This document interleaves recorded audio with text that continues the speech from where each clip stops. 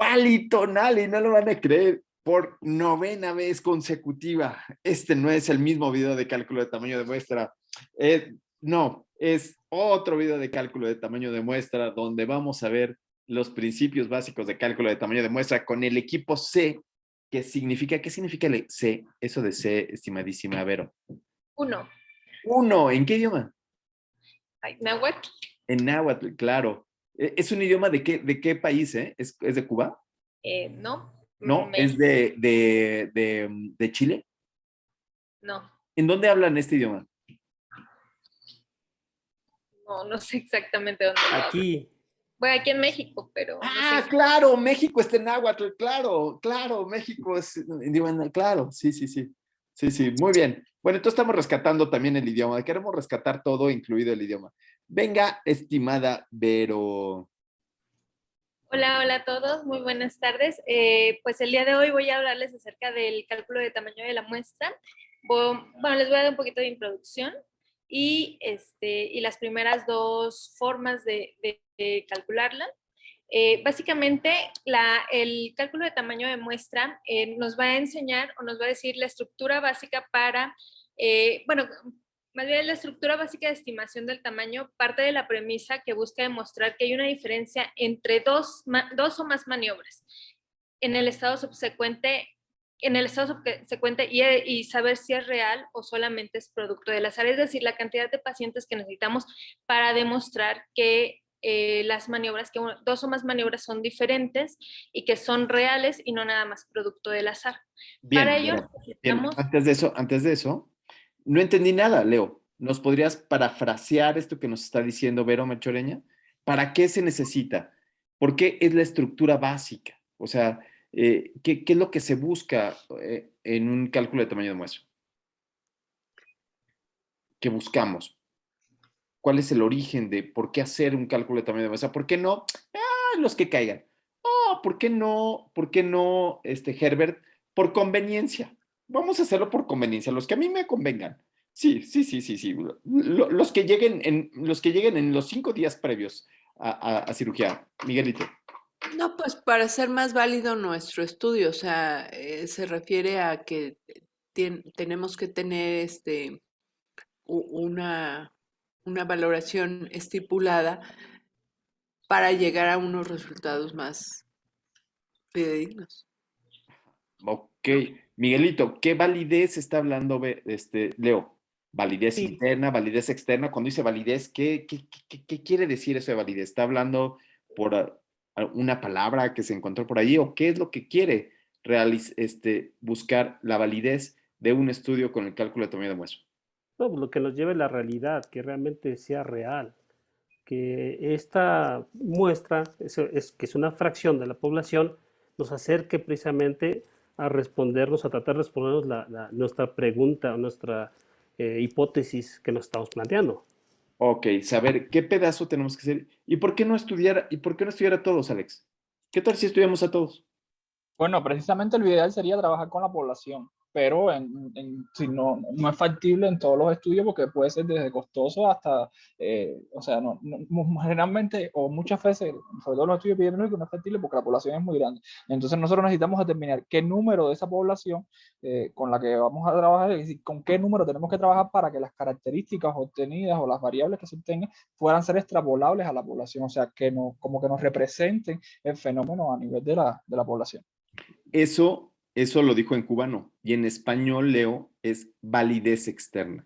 Es con el fin de darle validez externa a nuestro estudio, con el fin de que la población que seleccionamos sea extrapolable a otros estudios. Entonces, no se vale decir solamente validez, sino tendríamos que hablar esta validez, es decir, que el estado es real y no producto de una muestra mal seleccionada, es decir, del azar.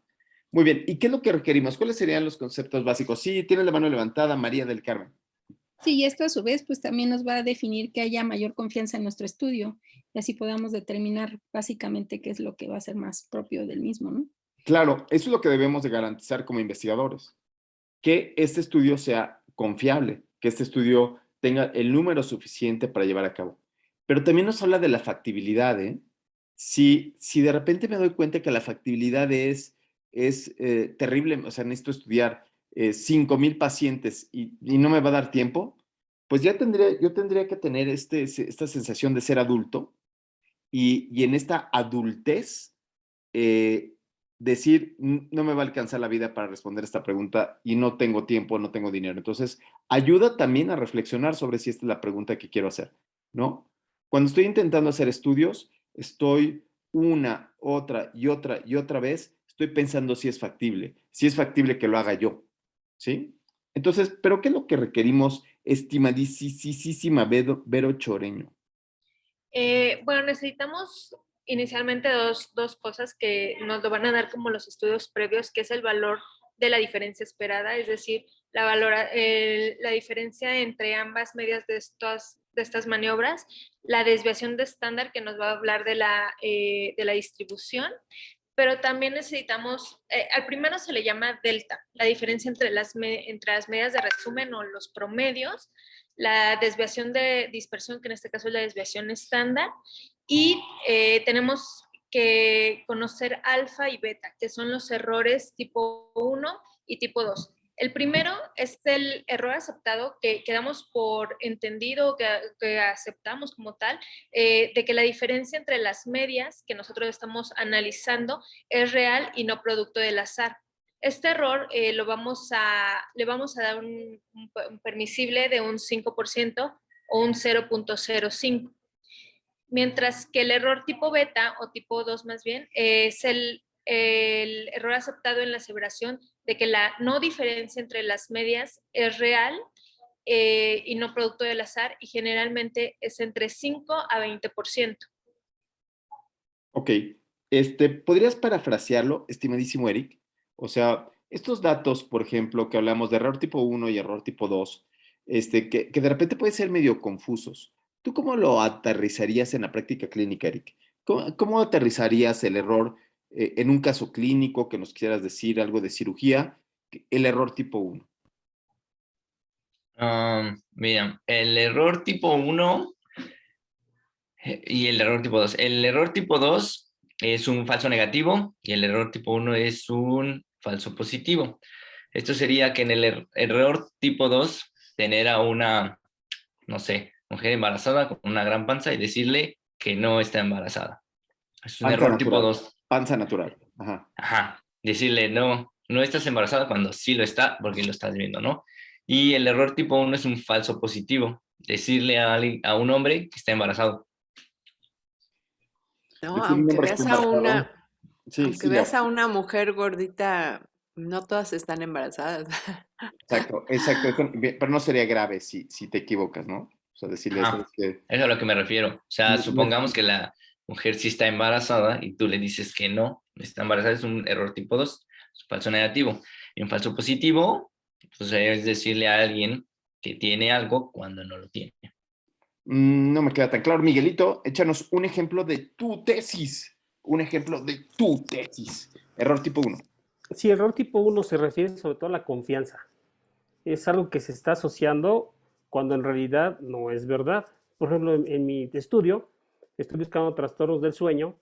Puede ser que yo esté asociándolo al cáncer, pero en realidad puede ser que se esté asociando a que se está desvelando, o está viendo la televisión. Entonces yo tengo que asumir en mi estudio que ese error tipo 1A corresponde al 5% o menos del 5%, que sería 0.5. Ok. 0.05. Entonces, en la clínica decimos, el cáncer provoca que los niños tengan alteraciones del sueño. Y tu paciente te dice, doctor, ¿y en todos los casos? Bueno, no en todos los casos, solamente en el 95% de los casos. Sí, o sea, uno como médico no le dice, ese paciente se va a curar en 3 días. Sino dices, en el 95% de los casos, los pacientes se van a curar en 3 días, ¿no? Entonces, una ginecóloga dice, en el 95% de los casos, el embarazo dura 40 semanas, pero puede ser que haya parto pretérmino, ¿sí?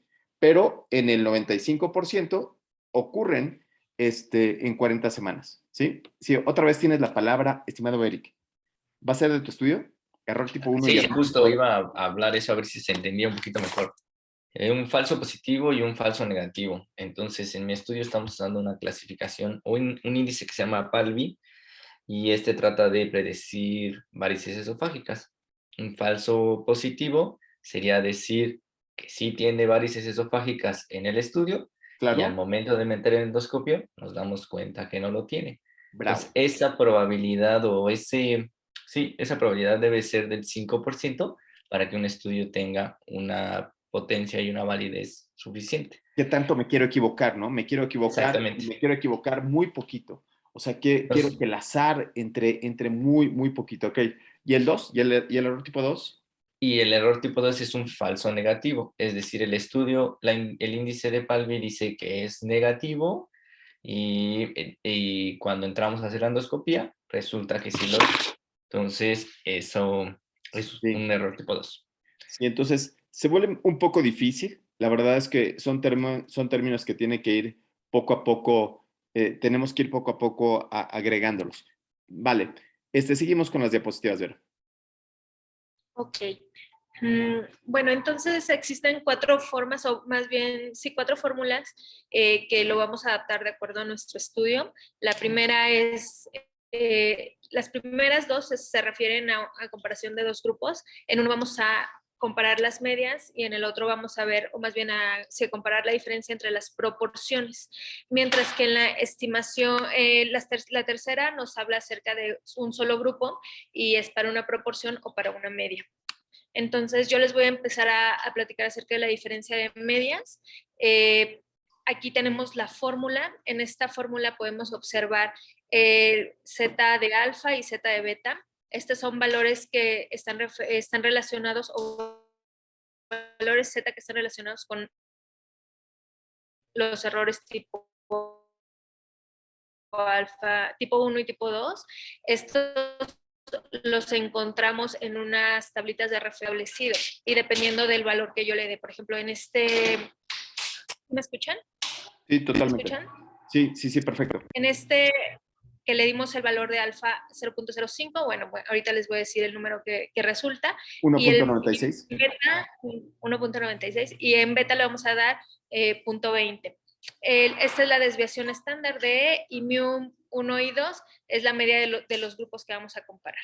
Entonces tenemos aquí el ejemplo en donde están comparando dos grupos, en donde están viendo pues dos maniobras diferentes, dos fármacos diferentes, y tenemos el grupo A y el grupo B, y entonces aquí al lado derecho podemos observar las medias, bueno, la media desviación estándar y su N, y de ahí, bueno, vamos a sacar los de 1.96 para 0.05, el Z de beta para 20%, para 0.20 es menos 0.84. ¿Los La cuales son desviación estándares? estándar Esas dos son estándares, esas no cambian.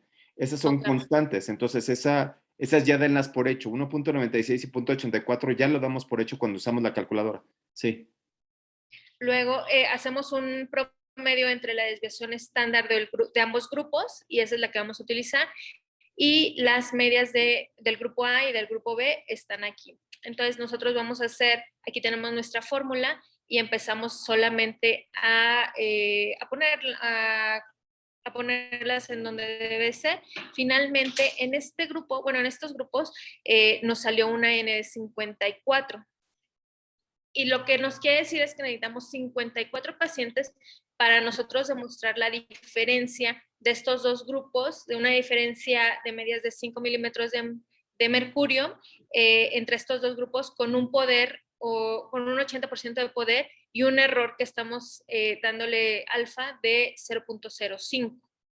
Eso es lo que quiere decir en este ejercicio. Perfecto. Leo Mills.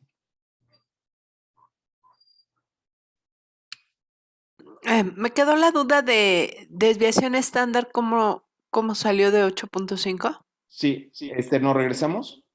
Entonces, los estudios, cada uno de los estudios tiene una desviación estándar. Por ejemplo, arriba dijimos, bueno, la desviación estándar era de 0.8, ¿viste? 0.8. ¿Lo puedes señalar, Vero? Sí, Ahí vamos. está, 8.8, la media de 8.8. ¿Ya lo viste, Leo? Oh, ¿Ya lo viste, Leo? Leo, tira ya Sí. los audífonos. No, Ah, Arriba a la derecha. sí. La media es de 8 punto.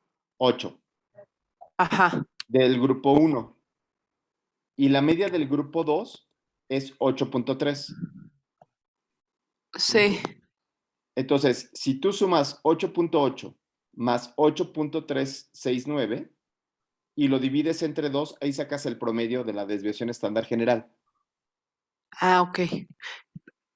Pero esa desviación estándar de 8.3 y la de 8.8 en sí salieron.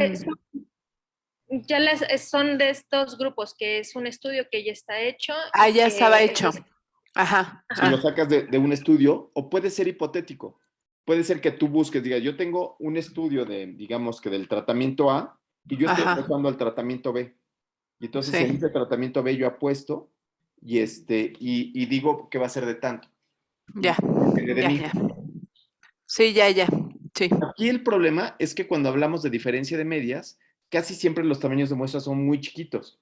Entonces son engañosos, porque muchas veces las diferencias que se buscan no son estadísticamente, bueno, son estadísticamente significativas, como lo vimos ahorita, pero no son clínicamente significativas. Aquí, ¿de cuánto sería la diferencia? Estamos hablando de presión arterial, de tensión arterial diastólica. ¿De cuánto sería la diferencia, estimado Pablo Verde?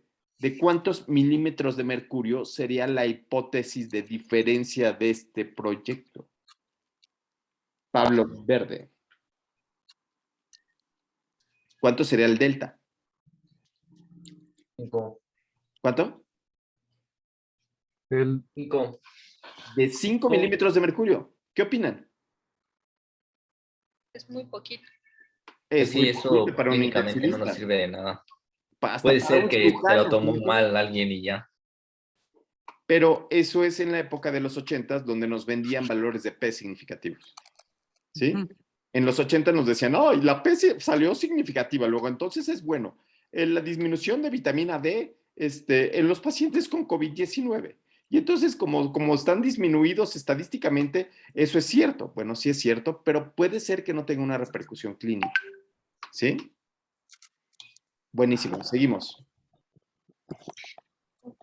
Bueno, este fue el de diferencia de medias.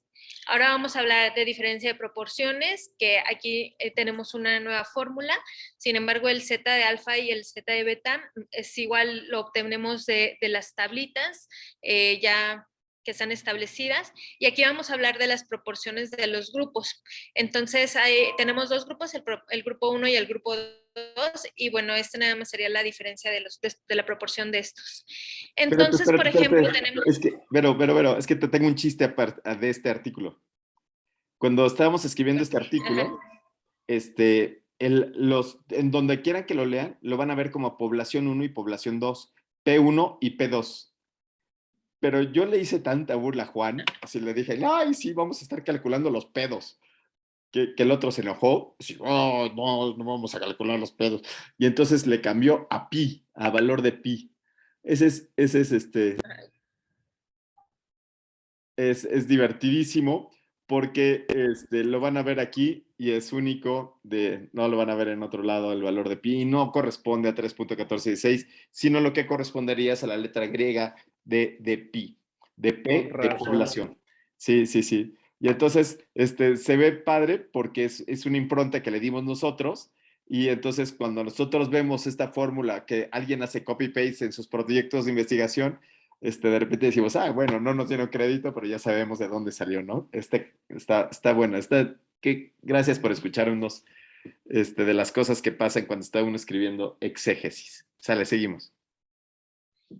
Bueno, entonces aquí tenemos el ejemplo en donde tenemos dos grupos que vamos a comparar, va a ser dos grupos de pacientes con sobrepeso, en donde vamos a comparar un grupo 1 que vamos a utilizar, que se utilizó fármaco, y en un grupo 2 que se utilizó solamente orientación alimentaria, y vamos a ver la diferencia que hay en el índice de masa corporal a lo largo de 6 meses. Entonces, en 6 meses el grupo 1 fueron 70% de los casos, o sea, 0.70, y el grupo 2 es un 50% de los casos el que logró la disminución de su índice de masa corporal. Ok, Entonces acá vamos a pasar. antes de eso, ahora estamos en un fármaco que si lo hubiéramos pensado en la vez, con diferencia de medias, alguien pudo haber calculado para diferencia en peso, ¿no? Imagínate, el medicamento metformina o el medicamento X bajó de peso 3 kilos a un grupo versus el otro. Pero ven ustedes que aquí la diferencia es normalizar el peso. ¿Y de cuánto estamos hablando en la normalización de peso? ¿Cuál sería el delta? María del Carmen Aburto. ¿De cuánto sería el delta? Tucu, tucu, Bueno, tucu. estaría, híjole, sería como del 20, 0.20 o 20%. Claro, claro. Entonces tendríamos que, esta medida de impacto es que el 20% de los sujetos que toman este fármaco van a llegar a un índice de masa corporal de 25, lo cual aparentemente es clínicamente más razonable. ¿Sí? ¿Sí, Mari Carmen? Entonces, la diferencia, esta muestra que es de diferencia de proporciones, parece ser que es muchísimo más clínicamente plausible que hacerla por diferencia, que por diferencia de medias. ¿Sí? ¿Sí, Mari? Buenísimo. Bueno, seguimos, Vero, perdón, te estoy dando lata. No, está bien. Y entonces aquí nada más vamos a ver cuáles son nuestros valores. Justamente el Z de alfa 1.96. El Z de beta, en este caso lo pusieron que era de 10 a 20, entonces el punto 84 que ya teníamos, y el de 10 es menos 1.6490 para un poder de 90%, y lo de pi. Entonces aquí ya nada más hacemos nuestros cálculos y en este caso la n sale de 142.8. Entonces siempre se tiene que llevar al siguiente número, 143 en este caso, para que nosotros podamos decir que necesitamos 143 personas o pacientes. Aquí dice que en cada grupo de estudio, para tener un poder del 90% para detectar esta diferencia del 20% de porcentaje de que disminuyeron a su peso normal en los grupos.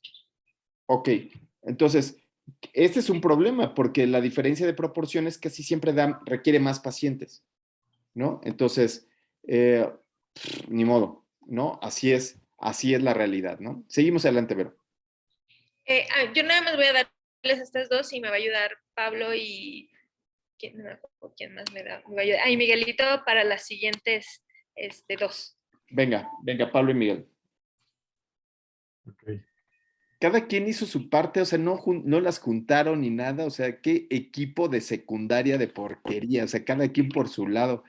O sea, Alex, así son en Cuba, o sea, que cada quien así, individuales, o sea, luchan nada más cada por su lado. Se A debieron haber veces sí. reunido, ver cómo estaban, platicar, que cuadrara, que no se repitieran. Y, o sea, Alex, ¿cuál es tu opinión, o sea, de esta versión de Mexica? No, yo lo que sí necesito es hacer el ejercicio final con lo mío, porque aún no entiendo bien lo de las muestras. Ok, Pero sí es muy así, claro. a veces. Ok, políticamente correcto fue la respuesta de Alex. Ok, ya, ¿quién sigue? Los otros equipos trabajan en equipo, que significa que todos juntos ya, no uno, no cada quien por su lado. Equipo es equipo, no se trata de cazar solos. Si cazan solos, los mamuts los van a pisotear, ¿sabe? Venga, ¿quién sigue? Ok, pues yo digo, igual fue como muy breve, nada más de una proporción. Entonces, yo quería utilizar más bien como un ejemplo y utilizar el OpenEpic. Creo usted había mencionado algo de eso. Ok, a ver, enséñanos. Entonces, ¿No hiciste presentación, canijo? sí, aquí está, pero Eso. voy a compartir pantalla.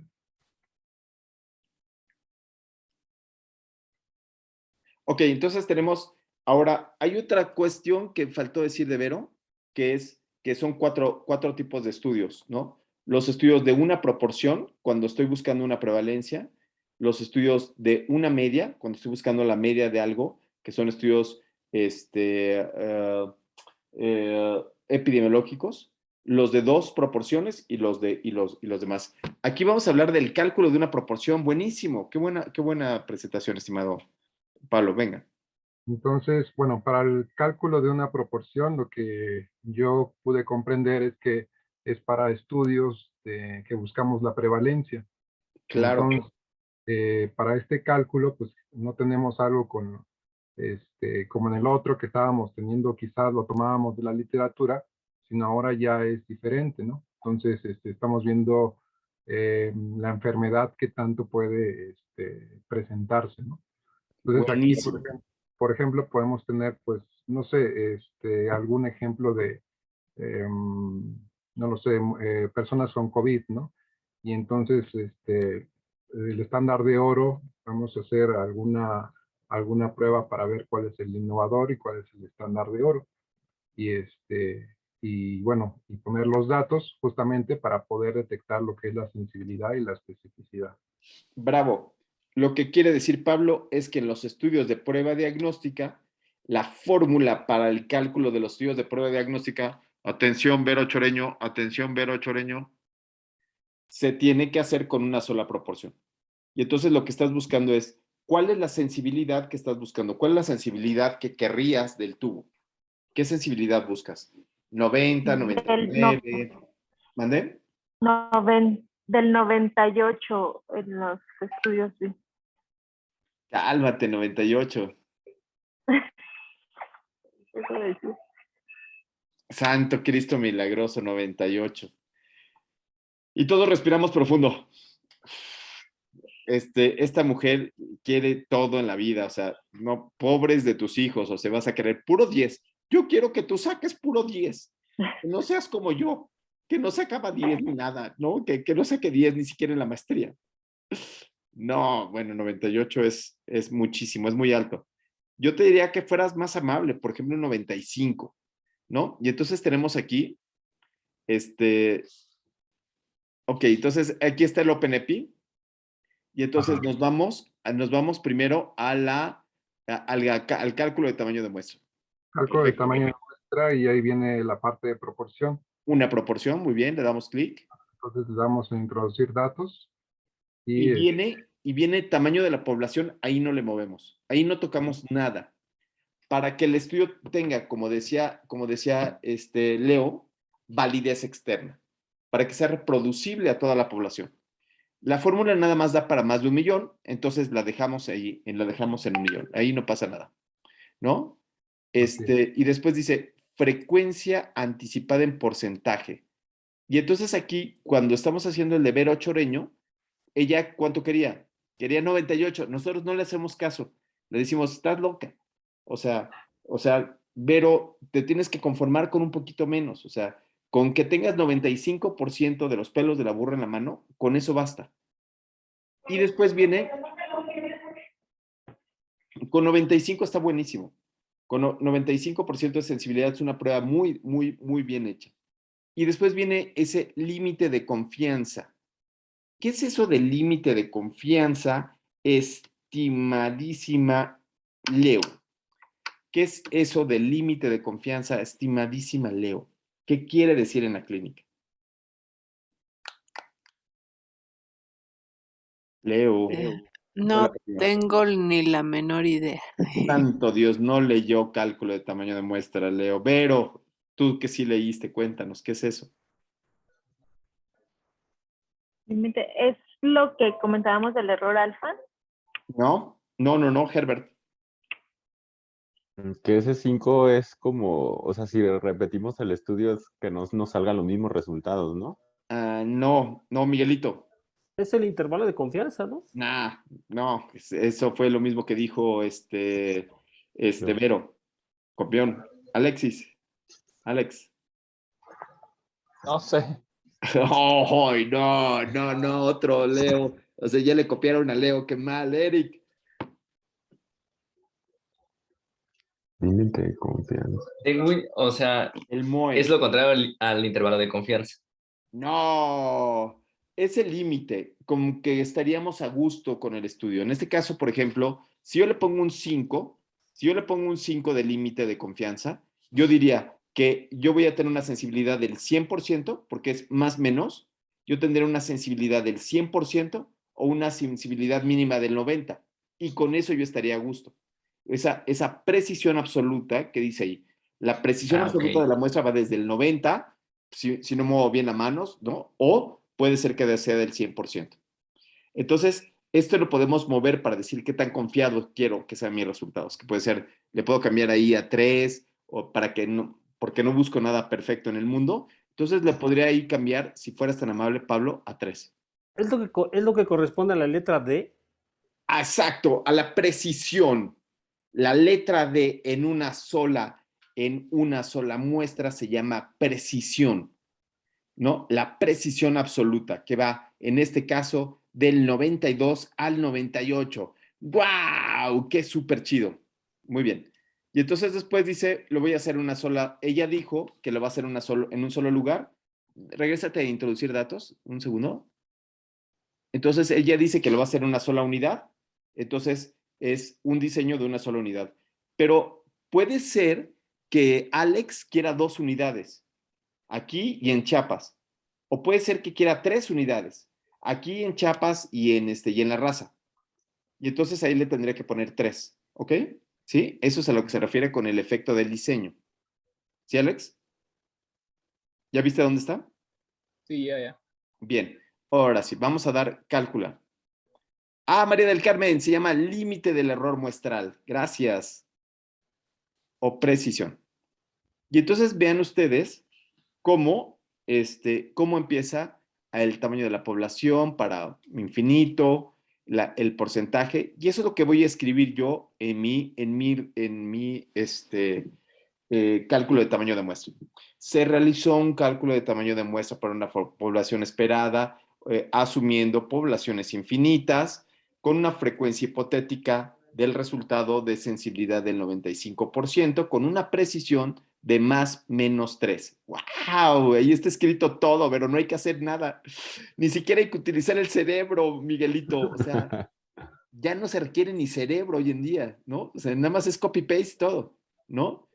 Con el límite de confianza del 100%, de un 3%, y el efecto del diseño para una sola unidad de cuidados intensivos pediátricos.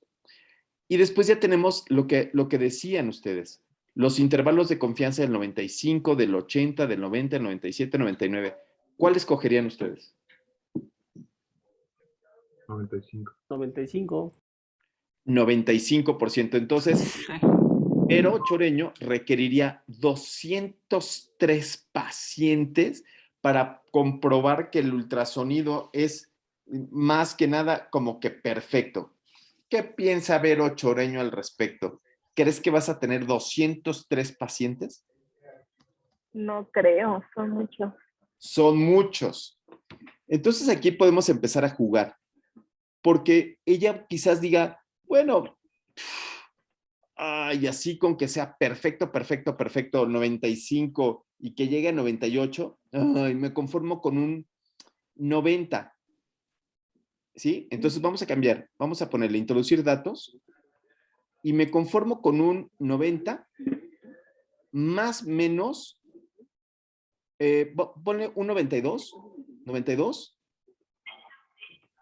más menos 8. ¿Qué quiere decir un 92 más menos 8? Pensemos un poquito. ¿Qué sería esto, estimado Alex? ¿Cómo? El ultrasonido. Estoy haciendo el ultrasonido y veo que está en su lugar. Sensibilidad. Sensibilidad quiere decir que esté en su lugar el tubo, ¿cierto? Entonces, ¿qué significa que sea 92 en promedio y que vaya de más menos 8? María del Carmen. ¿Qué significa en términos de práctica clínica?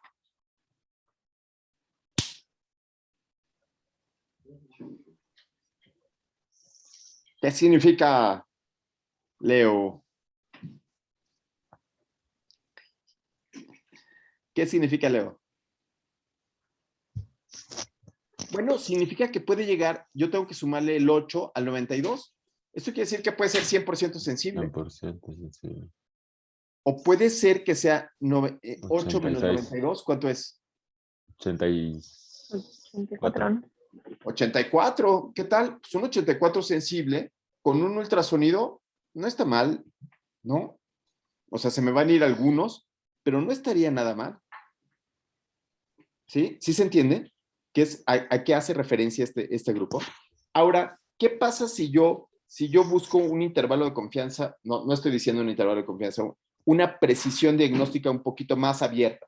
No tan así perfecta, un poquito más abierta. ¿Qué significaría para la práctica clínica eso, estimadísimo Eric? Que vamos a tener más pacientes que pueden estar dentro de este rango. Ajá, o sea, podemos tener más falsos positivos. No, definitivamente no tiene que, no. Estamos hablando del rango. Estoy diciendo que el ultrasonido puede ir voy a ponerle de un 85 a un 100%. Piensa en la utilidad clínica. Piensa. O sea, ajá. Pues es que el rango es tan grande que, o sea, pacientes que probablemente no estén enfermos vayan a tener ¿No estén intubados? el resultado positivo. ¿Que no estén intubados? No, porque sensibilidad solamente ve a los que sí están intubados. Ajá, por eso, pero como el rango es muy grande, entonces puede que algunos pacientes lo alcancen y no necesariamente sea tan efectivo. Pero ¿no te parece buena una prueba de 85% de sensibilidad o no? Ah, sí, arriba del 80 me parece bastante bueno. Sí. Eso es lo que vemos. Lo que queremos decir es, con 85 me conformo. Con 80. Con 80 me conformo. Vero pues tenía este problema que tienen los investigadores nuevos que dicen, ay, yo quiero la prueba perfecta, yo quiero que sea perfectísima, no quiero que tenga ninguna falla en mi ultrasonido. Y los que hemos estado en la clínica decimos, híjole, todo puede fallar, ¿no? En la clínica hay tanta variabilidad entre los sujetos que puede haber muchas fallas, pero si tengo un 85% ya lo doy por bueno. Estimado Herbert Huerta. Entonces, por ejemplo, ahí, doctor, en frecuencia anticipada podría ponerle yo, no sé, o 90 y abajo ponerle en el límite 10 y que eso significa que pueda estar entre 80 y 100, que sería una buena sensibilidad. Así es. Okay. Sí. A ver, vamos a calcular a ver qué pasa. En el primero nos daba 205 85. 285 pacientes. Límite de confianza entre 5. Aquí es 80, 90. Ya, no hay ninguna 100%, entonces 100 no tiene por qué ser. ¿Qué te parecen 45 pacientes? Mucho más factible. ¿Sí? Y entonces aquí puedo yo jugar con los límites de confianza. Puedo quitarle un poquito más, puedo quitar un poquito menos. Esta es la hipótesis, esta es la formación de la hipótesis. ¿Qué es lo que quiero aportar? ¿Qué tanto me da? ¿Cuáles son las posibilidades? ¿Cuáles son mis fuerzas para poder realizar este estudio? ¿Sí? A mí me encantaría decirles que hay un tamaño de muestra que es perfecto. No, esta es una hipótesis, es la formación de la hipótesis. ¿Cómo lo puedo hacer? Incluso Vero diría, no, pues yo estaba pensando unos 100, ¿no? Yo estaba pensando en pegarle a unos 100 pacientes, no sé. Y entonces Vero podría modificar otra vez la introducción de los datos. Vamos a introducir datos otra vez. Y entonces dice, bueno, pues ya no 8, ahora la voy a bajar a ¿qué les parece? A 5. ¿Sí? Y otra vez vuelvo a calcular, o a 6, ¿no? Y ahí voy. Ahí está, 114, y dices, bueno, 114, eso sí ¿no? Y esta es la forma como vamos calculando el tamaño de muestra de las poblaciones y vamos tomando decisiones para ver qué es lo que vamos a decir. Y va dando un cuerpo más importante a la hipótesis, o sea, le va dando una forma más importante a la hipótesis. ¿Cómo ven esto? Pero solamente se usa en prueba diagnóstica. Esto es para prueba diagnóstica o cuando estoy buscando la prevalencia de una enfermedad. Ejemplo, yo quisiera encontrar cuál es la prevalencia de mala atención a la mujer gestante, teniendo como buena que tenga más de 3 consultas, por ejemplo, ¿no? Más de 3 consultas o más de 20 consultas con un examen general de orina, con un ultrasonido, con no sé qué. Entonces tú haces un constructo y ves cuántas de esas tenían que llegar. Entonces también puedes utilizar para una sola prevalencia, por ejemplo. ¿Sí? Esto podría ser también tu proyecto, estimado Alex, ¿no? O sea, hacer el constructo de cuál es el constructo de factores buenos para llevar al diagnóstico a un paciente. Podría ser con una sola proporción, porque no vas a buscar dos factores, sino estás buscando como un constructo. El constructo es que haya ido al hospital, que lo hayan revisado bien y que lo hayan enviado adecuadamente. Entonces, ese podría ser un constructo que yo quiero encontrar. Yo quiero encontrar en cuántas ocasiones lo vimos bien hecho la cosa. Igual con Leo. Leo, el tuyo podría ser cuántas veces lo hicimos bien y si esto se relaciona, qué tanto se asocia con el resultado final. Podría ser, ¿no? Sí. Sale, perfecto. Bueno, ya aquí lo que quería que quedara era la redacción, que me parece que queda muy bien, la población, alfa, beta, y los intervalos de confianza. El intervalo de confianza es igual a Z de alfa. Intervalo de confianza igual a Z de alfa. Bravo. Muy bien. Ahora vamos con otro proyecto de investigación, ahora que sea de 2 proporciones. Creo que está intentando levantar la mano a la antigüita Pablo Verde como si estuviera en el aula. Yo te vi en la cámara, así es que te doy la palabra, con gusto. Doctor, nada más quiero una pregunta. Ahora sí que hablando de la prevalencia, en mi estudio, por ejemplo, que quiero medir la prevalencia de 3 de depresión, ansiedad y burnout, ¿cómo se hace ahí? O sea, ¿se hace la prevalencia de cada una y luego se promedia o no sé? Sí, lo que haces es que buscas solamente una prevalencia. Casi siempre buscas la prevalencia más baja con el intervalo de confianza del 95% más corto. Ok. Porque ese es el que requieres más pacientes. Y entonces los demás síndromes van a poder estar dentro de todo eso porque se requieren menos. ¿Sí? Okay. Es decir, incluye ya a los que son más grandes, ¿cierto? Ok. ¿Sí? Sí. ¿Sí queda claro? Buenísimo. Ok. Claro. Ahora vamos para diferencia. Vamos a ver otra fórmula, si les parece bien. Ahí mismo. Ahí mismo.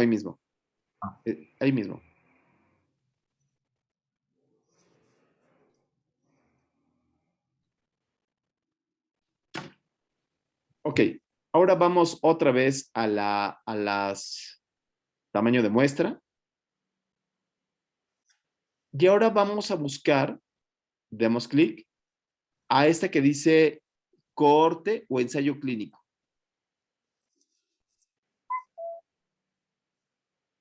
Y entonces aquí vamos a ver cuáles son los datos que nos pide. Entonces, estimada María del Carmen, cuéntanos, ¿qué significa eso, la primera parte que dice two-side confidence level? ¿Qué significa 1 menos alfa? Leonora Guerrero, levantó la mano. Perdón. Acá en donde estaba en los menús, el anterior, ¿cuál le habían puesto? Proporción.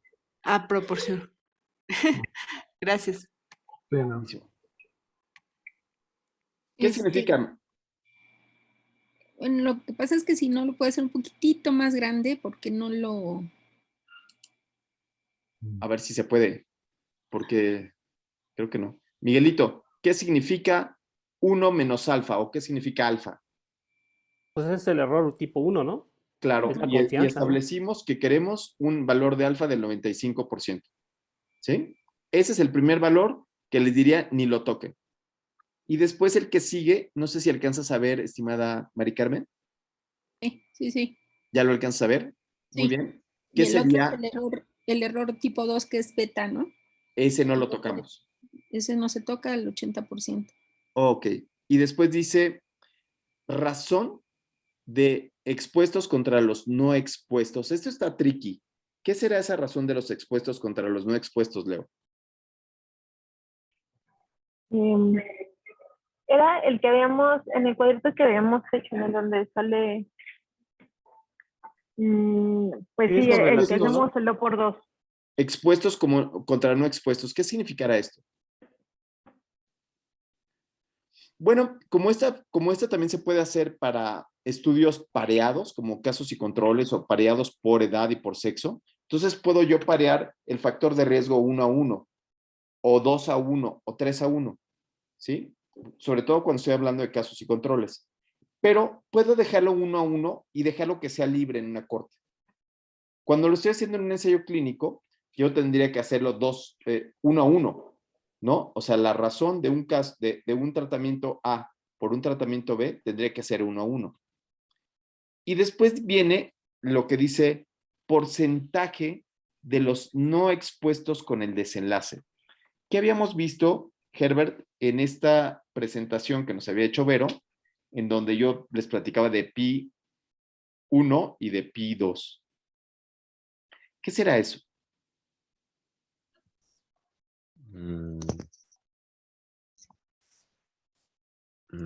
No sé. Era lo de 1 menos n, ¿no? 1 menos n, no. No. No, es que Alex. No sé. Ok, aquí lo que nos estaba diciendo Vero es que teníamos un estado basal, maniobra y desenlace, ¿se acuerdan? ¿Sí? Ay, no puedo escribir nada. Sí puedo. ¿Era el porcentaje que necesito? Ajá. Y entonces teníamos aquí estado basal, Ah, la maniobra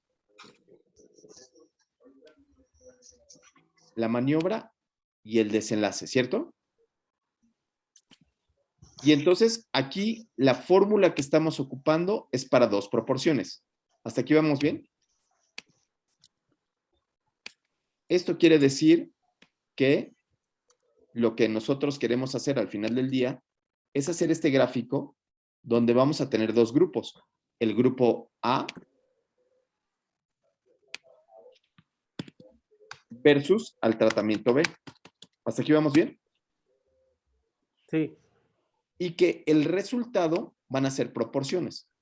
¿Qué proporción de sujetos llegan al evento en el grupo A comparado con la población de sujetos del grupo B? ¿Ok? ¿Hasta aquí vamos bien? Y entonces, ¿qué proporción de sujetos van a llegar al desenlace en el grupo A, en el no expuesto? Bueno, pues ahí dependerá de la hipótesis que tengamos. ¿Alguno de ustedes tiene alguna hipótesis de factor de riesgo? ¿Sí? ¿Sí? ¿Quién? Leonora, ¿no? Nora, sale. Nora. No, ¿No? Leo no. yo María no del tengo. Carmen, ¿cuál sería tu hipótesis? Herbert. ¿De mi protocolo o cuál? Sí. Pues la ¿Cuál es el frecuencia estado de basal? pues sería los adolescentes con obesidad sarcopénica. Adolescentes con obesidad sarcopénica. Ajá. ¿Y la maniobra? Pues sería medición de, bueno, una de las alteraciones cardiovasculares que vamos a medir es la resistencia beta de la carótida interna. Ajá. Y la hipótesis sería que la encontremos en el 18% de la población, por ejemplo. Ese sería de una proporción. Ese no funciona. Porque tu hipótesis podría ser de una proporción. Eric, ¿cuál sería el tuyo? En mi estudio, el 50% de los pacientes ¿Cuál sería el estado con basal? cirrosis tienen... Estado basal, cirrosis. Ajá. Y vamos a buscarle varices esofágicas. ¿Comparado contra quién? El resultado sería que tenga varices esofágicas. Ajá. Uno es el índice de Palby contra el gol estándar, que es la panendoscopia. Sigue siendo un estudio de prueba diagnóstica. Como es un estudio de proceso, no aplica. El de León no es el de el de los neonatos, el de los prematuros, que les ponen un esteroide y ven si terminan con alguna complicación. Va, hagamos ese, ¿no? Entonces tengo una mujer en barandales. ¿Sí? Si mal no recuerdo. Embarazada. Y a una le damos, ¿qué les parece si le damos Dexa? y a la otra le damos, ¿qué es lo que le dan en Cuba, Alex? Les dan Betametasona. betametasona. Beta. ¿Ok? Y el desenlace es prematurez. O voy a poner aquí el desenlace que sea SDR. ¿Sí? ¿Cuántos de estos pacientes llegan a tener SDR positivo o SDR negativo? ¿Correcto? Y entonces, aquí yo tendría que aquellos que tienen DEXA, que es el A, tendrían, voy a poner al revés, que el DEXA es el B, que tendrían un 20% de SDR, y los que tienen beta tendrían un 10%. ¿Ok? ¿Sí? ¿Sí queda ahí? ¿Hasta ahí va bien? Sí. ¿Cuál sería el delta, Miguel? Pues la diferencia. Claro. ¿De cuánto sería la diferencia? De 10. De 10. Bravo. Entonces, la diferencia entre uno y otro es de un 10% general. De un 10% global pelón. Y entonces, el primer grupo, que es el porcentaje de los expuestos que está aquí, puede ser cualquiera de los dos. Vamos a pensar que va a ser este de aquí. El DEXA, vamos a ponerle ahí 10%. ¿Sí? Vamos a ponerle 10%, si fueras tan amable. Vamos a ponerle 10%. Ay, no, ya que está haciendo... No, Dios mío. Ok. Ah, sí, introducir los datos. Sí, tienes razón, perdóname. Ok, 95, 80.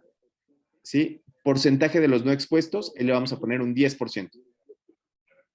Abajo, abajo. No, abajo. No. Ahí vamos a poner un 1 a 1, porque vamos a meter una al azar, vamos a mandar a una mujer a DEXA o a una mujer a betametasona. ¿Ok? Y entonces ahí ponemos un 10%, después ponemos el porcentaje de los expuestos, acá abajo. ¿Qué vamos a poner ahí? 30. ¿Eh? 30. ¿30? ¿De dónde sacaste el 30? Tengo No, aquí un pues, 10, tengo aquí un 20. ¿De dónde sacaste el 30? no. Porcentaje de los expuestos. Porcentaje de los de DEXA, dijimos que era un 10, Ajá. que son los no expuestos. Y luego viene un porcentaje del otro grupo. Entonces aquí sería un 20%. Aquí. Perfecto. Y le damos clic. Con eso es más que suficiente. Le damos clic y vean lo que pasa. Lo que pasa es que el aparatito solito ya nos calcula el odds ratio, o sea, la razón de momios que puedo tener o la razón de riesgo, si es que fuera un estudio longitudinal. Y entonces, esa razón de riesgo nos lo da exactamente aquí. Entonces, el primer punto es que el riesgo relativo va a ser de 2. ¿Ya vieron? Porque hay 2 veces más probabilidad de mejorar o de tenerlo que el otro grupo. Es 10% es 10% de riesgo, de reducción absoluta de riesgo aquí. Pero es 2 veces mejor el tratamiento. Lo que aquí yo estoy diciendo es 2 veces mejor. ¿Ok? ¿Se entiende? ¿Sí? ¿Sí queda o no? Sí. ¿Sí, Leo? ¿Miguelito? Sí, ¿Alex? Y entonces, para este estudio, digamos que fuera un ensayo clínico, entonces nosotros podemos utilizar cualquiera de las 3 fórmulas. Entonces, está primero lo propuso Kelsey, después lo propuso Fleiss, después Fleiss hizo una corrección, y entonces podríamos utilizar fácilmente la de Kelsey, y se utilizó la diferencia de muestras de no sé qué, de no sé cuánto, utilizando la fórmula de Kelsey, asumiendo una diferencia de un 10% entre grupos, y con eso tendrían suficiente para la redacción de todo esto. ¿Ok? ¿Sí? ¿Sí queda bien hasta aquí? ¿Alex? ¿Cómo la ves? Sí. Más o menos. todavía no le da el golpe ¿cómo se llama? Leo. Es que lo que no logro es aterrizar eso a lo que yo voy a hacer. Ok. Porque lo que yo voy a medir es tiempo. Entonces, Ujú. la pregunta mía es, estas son las 4 modelos de fórmulas básicas. Sí. Y la propuesta que nosotros hacemos es otra fórmula, porque hay libros escritos de tamaño de muestra. Pero Sí. en mi estudio que yo voy a medir, es decir, lo que yo me pregunto es, ¿con estos 4 modelos basta para hacer cualquier estudio? Sí. Por ejemplo, podrías hacer uno de una sola media, Ajá. ¿no? Entonces, en una sola media tú marcas cuánto tiempo promedio, que fue la que presentaron inicialmente, cuánto tiempo promedio es lo que se van a necesitar con su intervalo de confianza. Acá, por ejemplo, tenemos diferencia de medias.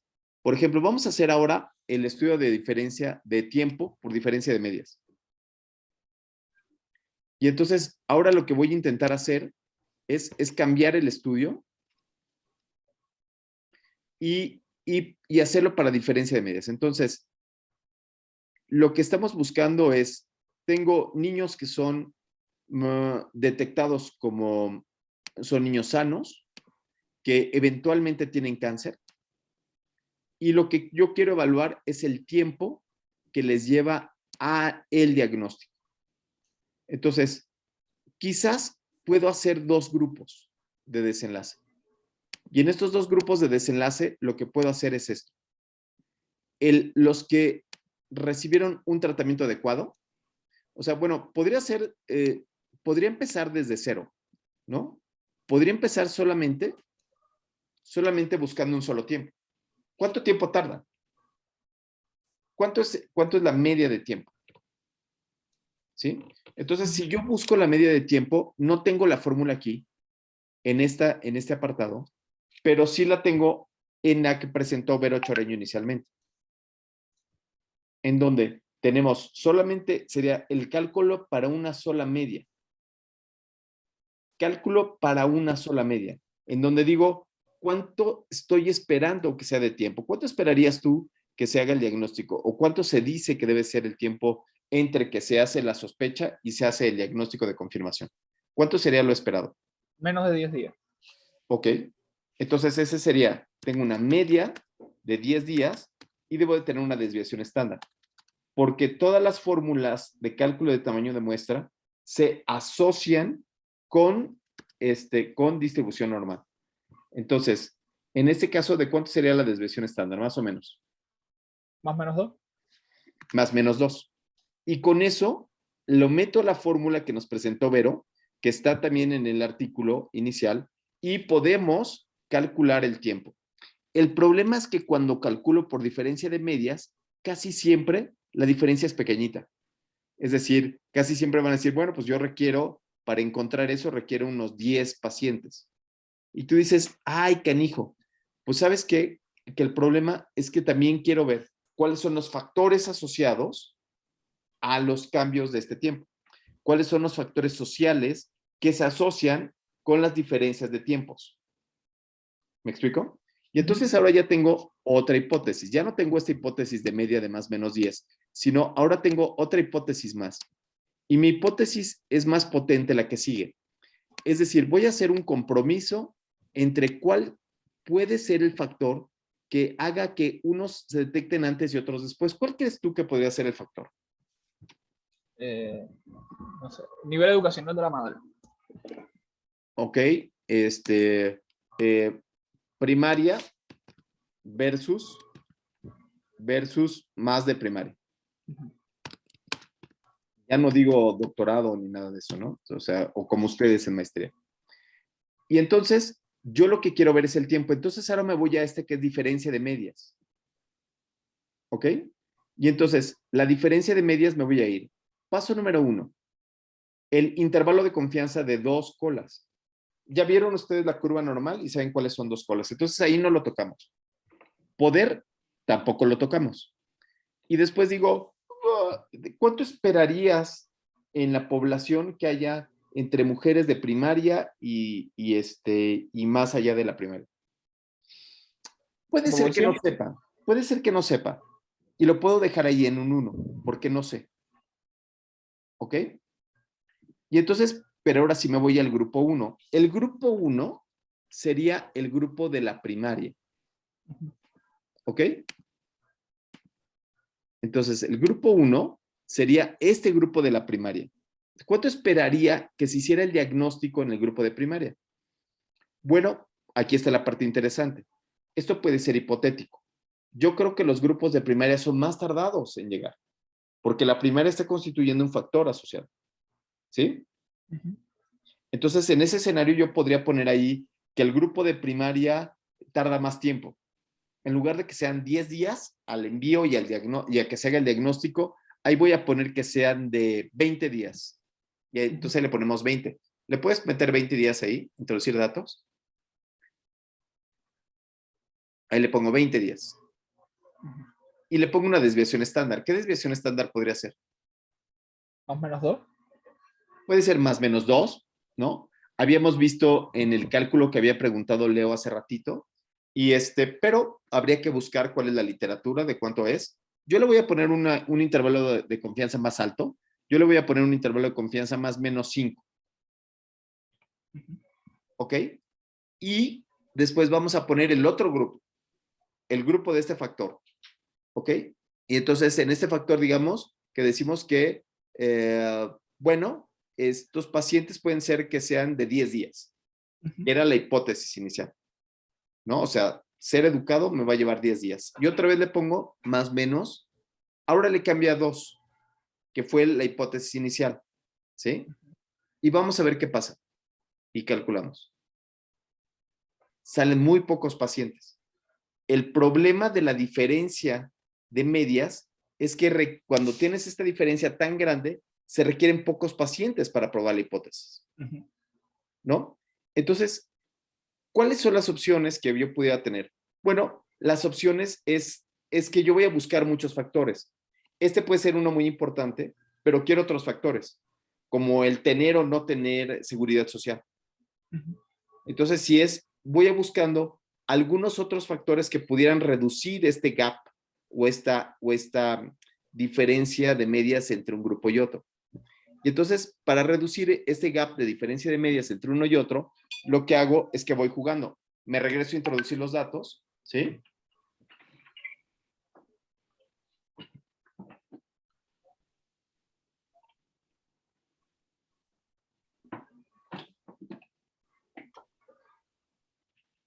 ¿Sí? Me regreso a introducir los datos y empiezo allí a jugar acortando las diferencias.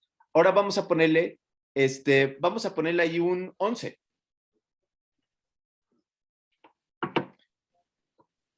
Y ahí un 4. Que en realidad eso debería de provenir de otros estudios. Ajá, la pregunta es esa. O sea, yo tengo estudios donde se ha hecho el análisis del tiempo. Yo pudiera buscar en esos estudios el factor que más ha determinado o que ha dado positivo y jugar con las medias de esos tiempos de ese factor. Así es. Entonces, y vas buscando cuál es el factor más chiquito. Ahora ve aquí, la diferencia es pequeñita. Vamos a darle a calcular. Ahí están 157 pacientes. Porque yo quiero buscar las grandes diferencias, pero también quiero buscar diferencias pequeñitas. Y entonces aquí voy a requerir 314 niños para poder encontrar todas las diferencias en tiempo. Para poder encontrar diferencias chiquitas, diferencias grandes, etcétera, etcétera. ¿Me explico? Sí. ¿Sí? Sí, María del Carmen Aburto, venga. No entiendo bien lo que dice, venga. ¿Tienes micrófono? Sí, yo lo que estoy tratando un poquito de, no sé si de confundirme más, es que veo en cuestión aparte de tiempo y con respecto a los otros ejercicios que hemos hecho, es que si yo calculo que entre cuando menos sean, que es lo que menciono aquí, que sean los riesgos calculados para estos tipos de errores, o sea, entre menos sea el tamaño de la muestra, voy a encontrar que entre menos riesgos calculados tenga en mis errores, ya sea alfa o beta, el tamaño de la muestra lo voy a tener más grande. Digo, no en cuestión al ejemplo que está dando, pero... Claro. Entonces aquí lo que podríamos hacer de resumen, Mari, es cuando busco diferencias chiquitas, se requieren intervalos de confianza grandes. Cuando busco grandes diferencias, como en la primera parte del estudio, requiero pocos pacientes. ¿Sí? Es decir, es como si estuviera hablando en microscopía electrónica, con un microscopio, ¿no? Si yo quisiera ver una mandarina, requiero poco poder. Pero si yo quiero evaluar las características un poquito más, tendría que acercarme al estudio y tendría que tener mayor cantidad de muestra, ¿sí? Entonces, la máxima es diferencias chiquitas, diferencias muy chiquitas como esta que estábamos buscando de un día, requiero muestras muy grandes. Diferencias grandes, requiero muestras chiquitas. Entonces, esa es una parte muy interesante cuando estamos evaluando artículos. ¿Cuántos pacientes fueron incluidos? ¿Cuáles son las diferencias que me va a permitir ver? ¿No? En este estudio, por ejemplo, si metiéramos 314 pacientes recién diagnosticados de cáncer, podríamos ver grandes diferencias en cuestión de tiempo. Podríamos hablar de diferencias pequeñitas, podríamos ser muy precisos en las evaluaciones. ¿Sí? ¿Sí, Alex? Sí, sí. ¿Más o menos quedó ahí? Buenísimo. Bueno, entonces, dejamos de compartir pantalla, estimado Pablo Verde. Y, ya se nos acabó el tiempo otra vez, maldición de maldiciones. Necesito poner pausa un segundo. Ahorita les digo qué voy a hacer. Salud. Perfecto. Bueno, entonces, ahorita necesitamos hacer el resumen de lo que hemos visto, ¿no? Entonces, necesitamos buscar hacer un resumen de todo esto. Entonces, el resumen que vamos a decir es el cálculo de tamaño de muestra. Y entonces, hoy vimos cálculo de tamaño de muestra.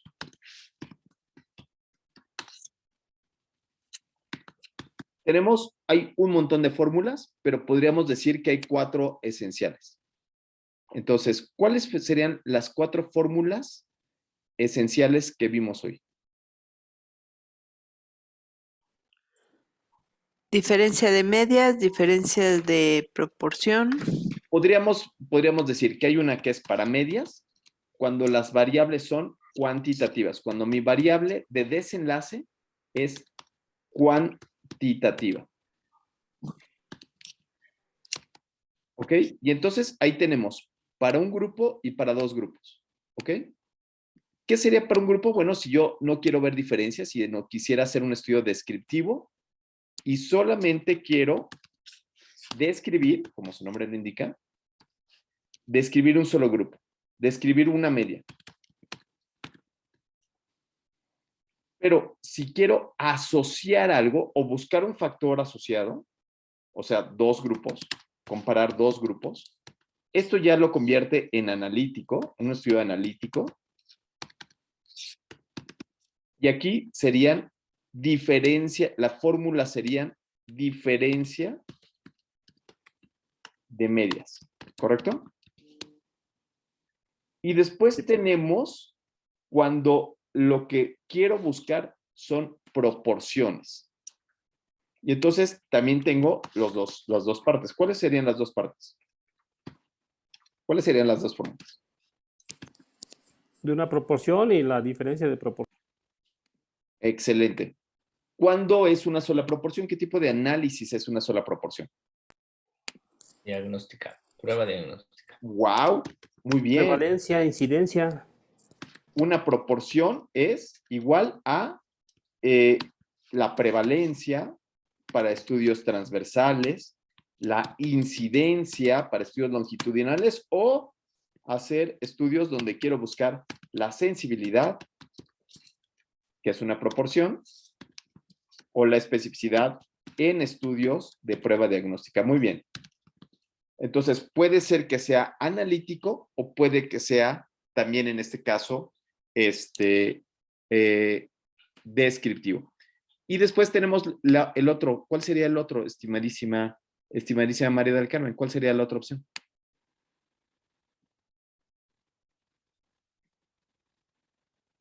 De 2 proporciones, ¿no? La de... Bravo. ¿Y ahí qué sería? ¿De qué estamos hablando aquí? Nuevamente, estamos hablando de... Factores de riesgo. Desviación, ¿no? Factores de riesgo, presente, ausente, muy bien. ¿Qué otra cosa? ¿Qué otra opción? Alex.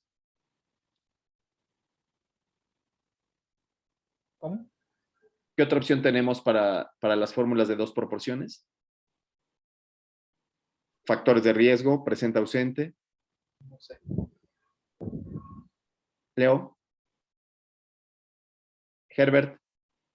Bueno, la otra opción son tratamientos. Por ejemplo, comparar tratamiento A contra tratamiento B. ¿Sí? Esa es otra opción. Entonces puede ser muy bueno para cuando estoy viendo estudios observacionales o cuando estoy viendo estudios experimentales. Y es muy bueno también cuando estoy haciendo, por ejemplo, estudios de casos y controles, cuando estoy haciendo estudios de cohorte y, por supuesto, cuando estoy haciendo estudios de ¿qué? ¿Qué otro estudio puede ser factible aquí? Transversales, ¿no? Transversales, claro, sí, sí, muy bien. Cuando estoy viendo factores de riesgo, ¿qué otro estudio? Herbert. ¿El estándar de oro? El estándar de oro sería de acá, de sensibilidad. Ensayo clínico. Ensayo clínico, bravo. Ensayo clínico aleatorizado. ¿Sí? Entonces, la que más se usa hoy en día es esta fórmula de dos proporciones.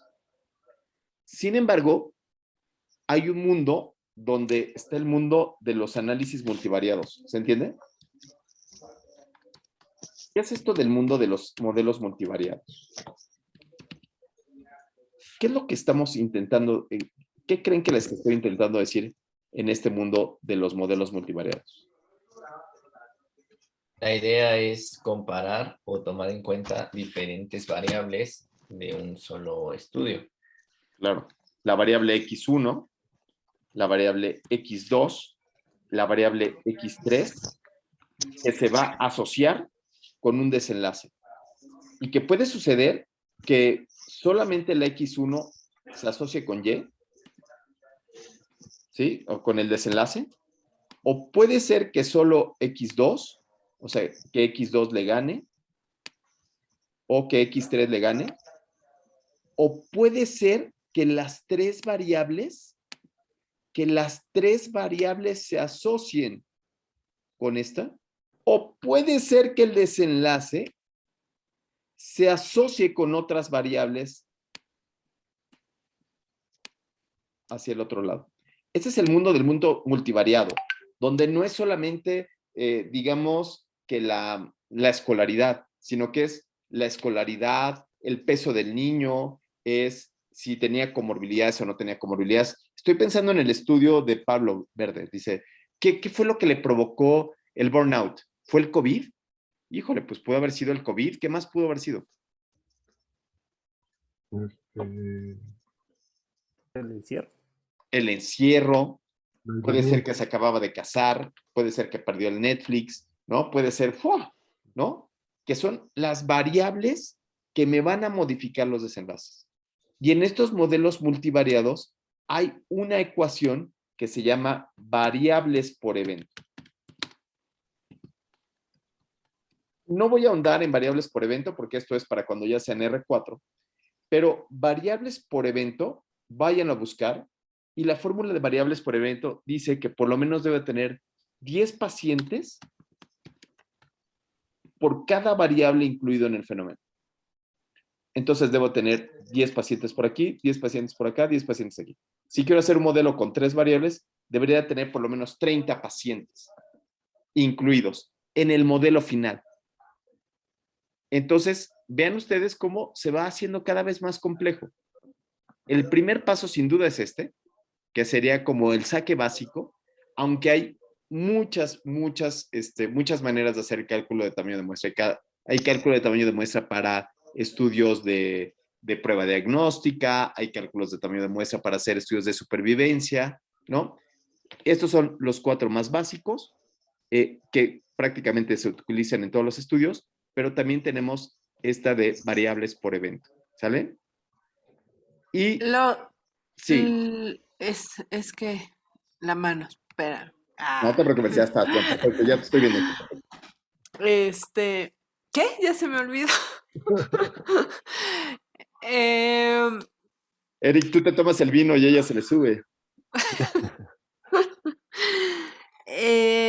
lo que estoy viendo que los exámenes multivariados, Los modelos Eh, multivariados. los modelos multivariados, eh, pues ya porque abarcan muchas variables, o sea, toma en cuenta, casi todos tenemos muchas variables, entonces prácticamente nos enfocaríamos por allá, pero nuestros estudios, ¿a qué tipo de estudios más bien está enfocado?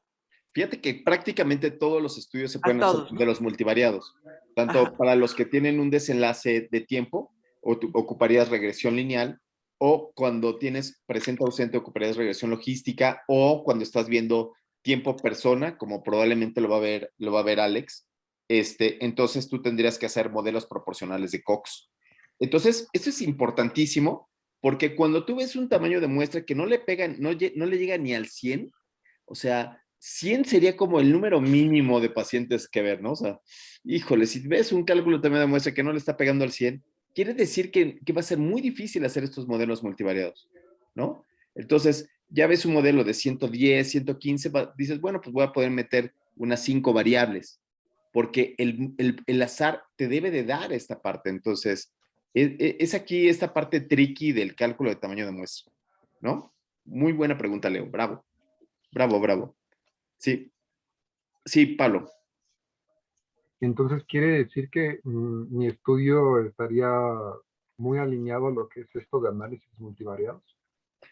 Tu estudio, el estudio que tiene que ver con el burnout y que tiene que ver con depresión, es un multivariado extenso. Porque uno no se deprime nada más porque la melatonina o la serotonina bajó o subió, sino que muchas veces hay detonantes, como por ejemplo el detonante pudo haber sido el COVID, pero puede ser que tú, el estadio socioeconómico, la lana, ¿no? Porque ustedes porque son millonarios, pero habemos algunos de nosotros que somos pobres, de familia numerosa, ¿no? Mi mamá que lava, ajeno, ¿no? Entonces, pues vivimos al día, ¿no? Así, oh, qué triste. Y eso te puede entristecer. O el amor, ¿no? Ah, Herbert, ¿te imaginas eso? Pues igual y tu chava te dejó y eso puede ser, ¿no? No, lo que quiero decir es que hay muchos modelos que pueden estar, que pueden influir. Entonces, para tu modelo puede ser la edad, puede ser todas las variables que entren a la demarcación diagnóstica y que pueden intervenir en el desenlace final. Esas variables les llamamos variables de confusión, ¿no? Entonces, las variables de confusión tienen que entrar dentro de tu modelo multivariable, ¿no? Entonces, siempre tienes que estar pensando en cuáles son esas variables de confusión que van a cambiar el desenlace, ¿sí? Ok, gracias. ¿Sí? Buenísimo. Bueno, llegamos hasta aquí. ¿Alguien más quiere decir otra conclusión de la clase de hoy? De las cosas que hayan aprendido hoy. Alex, ¿qué aprendiste hoy? Que tengo que estudiar un poco más. Que hay que estudiar muchísimo. Sí, sí. Que hay que darle el golpe, es horriblemente, es amplio, híjole, sí, que está en chino. Vientos, Miguel. Pues que es muy importante calcularlo para hacer trabajo. Sí. No te oyes, Miguel. Miguel dice que es muy importante hacer un cálculo de tamaño de muestra antes de empezar a hacer el trabajo para poder saber si voy a acabarlo, si es posible hacerlo, qué análisis voy a hacer, cómo lo voy a medir, qué es lo que voy a hacer, ¿no? El cálculo de tamaño de muestra también te da visualizar ese trabajo que vas a hacer, ¿no? O sea, el momento, etcétera, etcétera. Sí, yo creo que el cálculo de tamaño de muestra ayuda muchísimo a saber qué va a pasar, ¿no? Eric, ¿qué aprendiste hoy? Sobre todo al cálculo de muestra, que es lo más importante, y aprender a diferenciarlos uno de otro dependiendo del estudio que vayas a usar. Así es mucho más sencillo que calcular la muestra, ¿no? Entonces, Buenísimo. eso es lo que más me quedó. Buenísimo. Mari, ¿qué te quedó? Mari Carmen, ya se quedó pasmada. Herbert, tú das el El telonazo. Bueno, ¿qué fórmula para el cálculo del tamaño de la muestra vamos a utilizar de acuerdo al diseño de nuestro estudio? Es lo que principalmente me quedó claro. Muy bien, perfecto. Qué bueno que quedó clarísimo. Ok, no vimos ni al equipo OME ni al equipo J. ¿Qué íbamos a ver? ¿Qué íbamos a ver de OME y J? De nosotros era riesgos genética. Riesgos genética. ¿Y J? Stroke. Stroke. Ok, para la siguiente clase vamos a ver otra vez los resúmenes. Vamos a ahondar en los resúmenes. Ya tenemos que estar trabajando cada vez más. Y vemos el del siguiente equipo. ¿Sale? Entonces, tantito de resumen y tantito de teoría. Parte y parte. ¿Vale? Saludos. Ay. Gracias, Doc. Bye.